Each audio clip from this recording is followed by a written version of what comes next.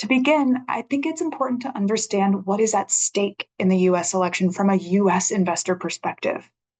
According to the polls, top issues for US voters include the economy and prices and inflation.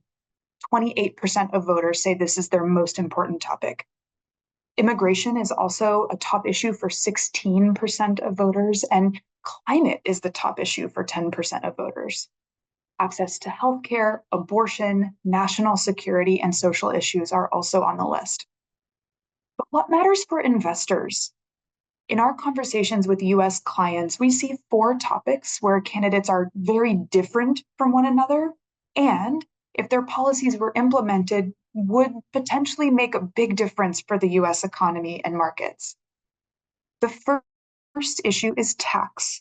If no policy is passed by the end of 2025, taxes in the US will change.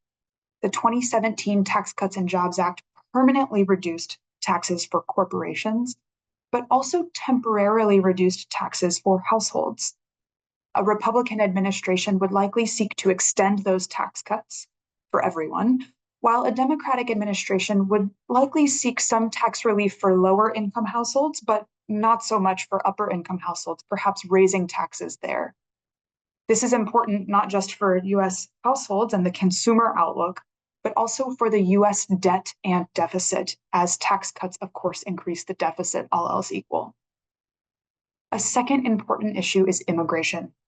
Immigration has surged in the US over the last couple of years due to a post-COVID backup, relaxed restrictions, and economic and social instability in other countries.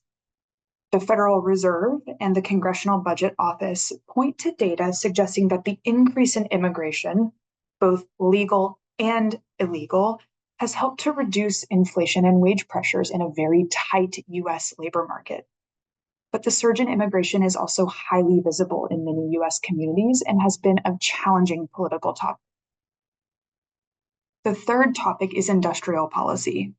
Now, the focus here has been in the US, the Inflation Reduction Act, or IRA, which has been a large source of government investment in the recent years aimed at infrastructure, especially infrastructure related to the semiconductor supply chain. Now, some US voters are concerned about the levels of government spending as deficits have gotten wider and wider.